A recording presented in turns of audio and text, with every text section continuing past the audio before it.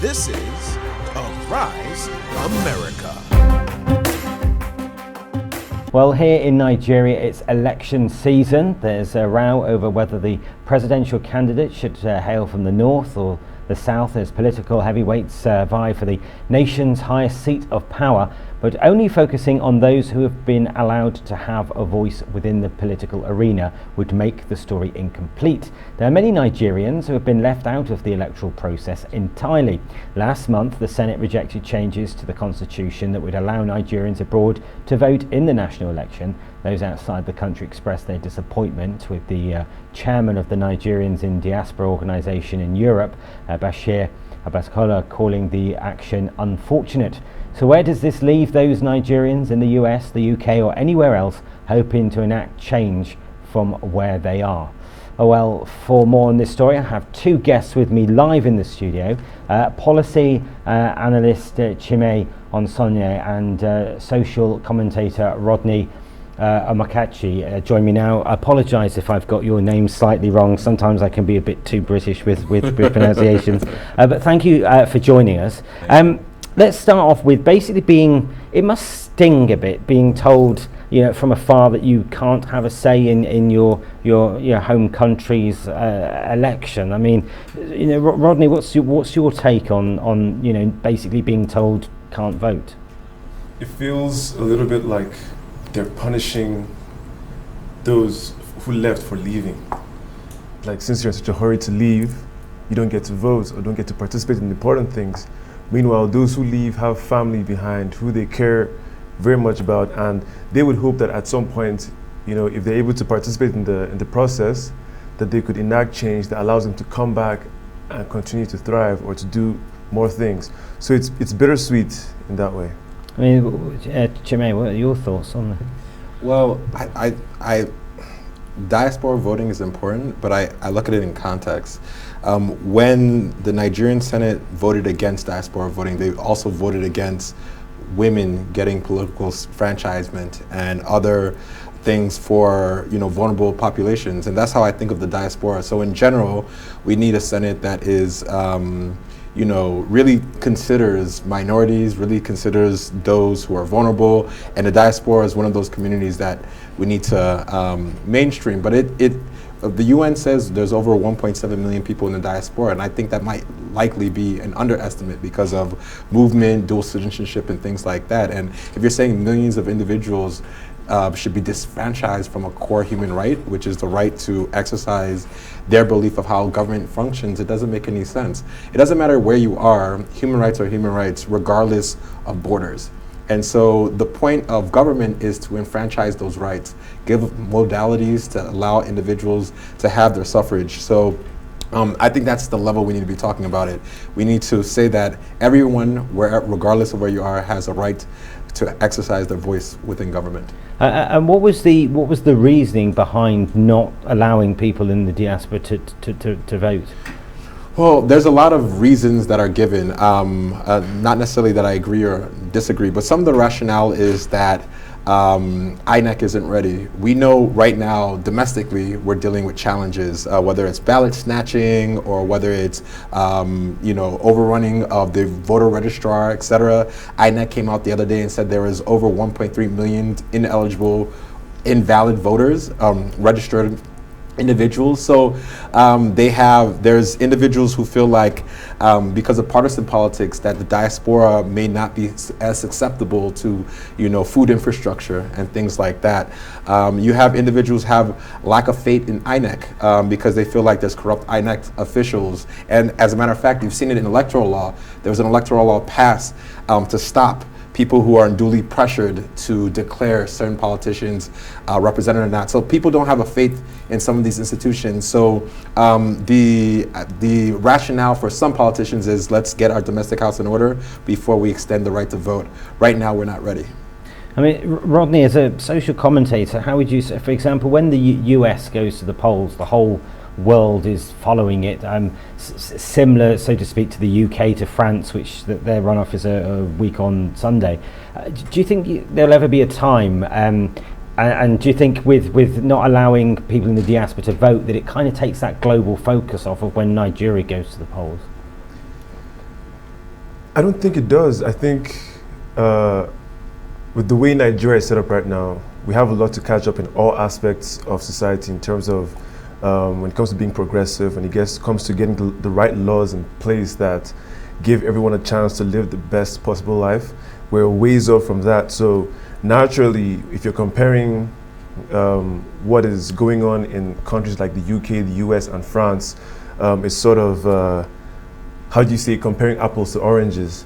I think that Nigeria needs to take its time, well, not too much time, but take its time to really sort out those issues step by step, get infrastructure ready, get the right mindset in place to deal with issues, get the right people in place to execute on the ideas that maybe think tanks and other bright, creative leaders and individuals come up with, to get to the point where we can now say, okay, the kind of focus that the UK and the US and France get in their elections, Nigeria is, ready for that. Because if anyone is focusing on Nigeria, we're looking more at the chaos that could go off, rather than the possibility of something meaningful coming out of it. That's the difference for now. And it's in effect talk about infrastructure within the electoral system. I mean, the US says that they like to call themselves the mother of all democracies in this model. Do you think the US model works? Could work in Nigeria? Do you think Nigeria should have its own identity, its own model for its for its own country? Yeah, I mean, I think that I used to work in democratic governance back in the day, if that makes sense. I worked for one of the organizations that did democratic governance around the world, and I worked in the Africa division, so they did election observations, they did polling.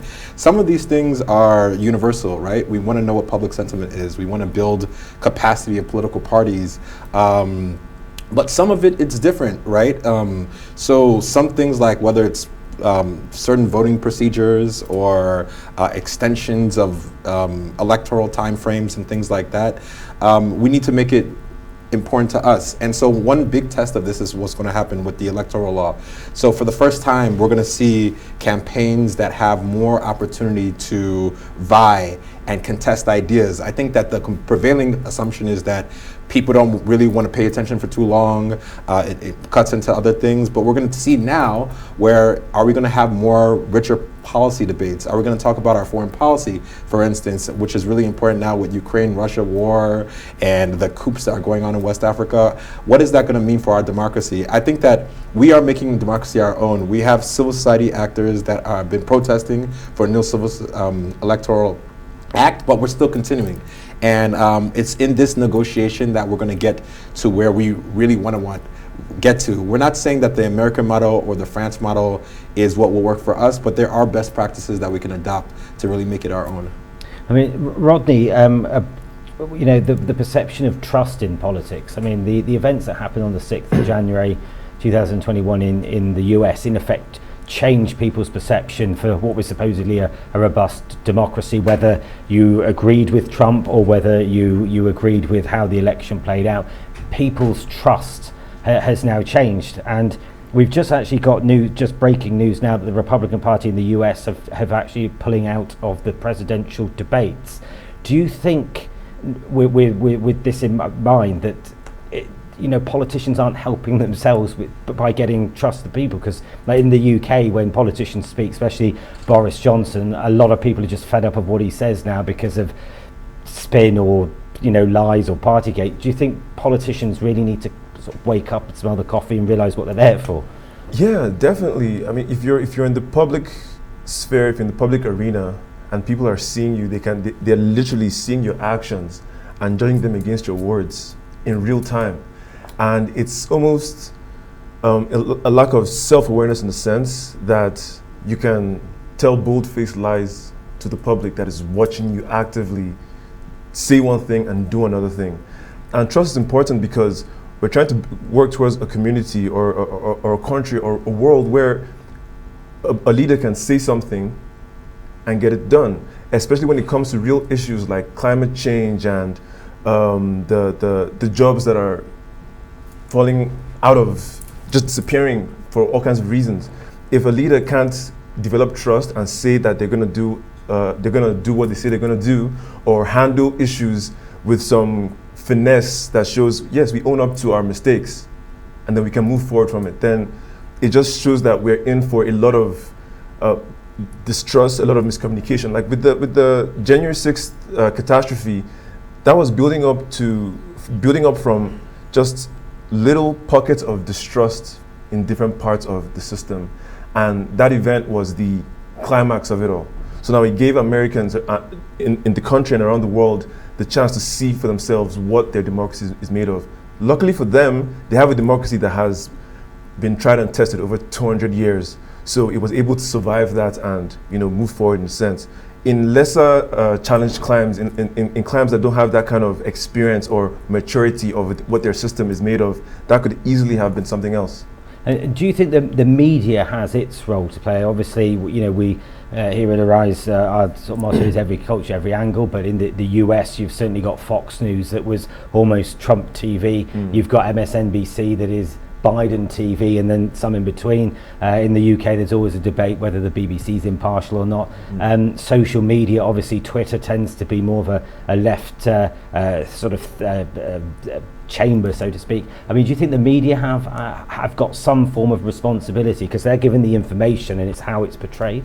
Absolutely, the media plays the most key role. There's a saying that a writer's job is to acknowledge that there's a problem, not necessarily like solve the problem. Just say it as it is. Let the people decide how they want to think of it, how they want to go from there. But with the media these days, there's so many agendas, so much need to spin the truth for some ulterior motive that in the end really serves no one. Like if the end product is dollars or money in someone's pockets, that's as short-sighted as it gets. So we need media to get their act together, because if you remember, towards the end of Trump's,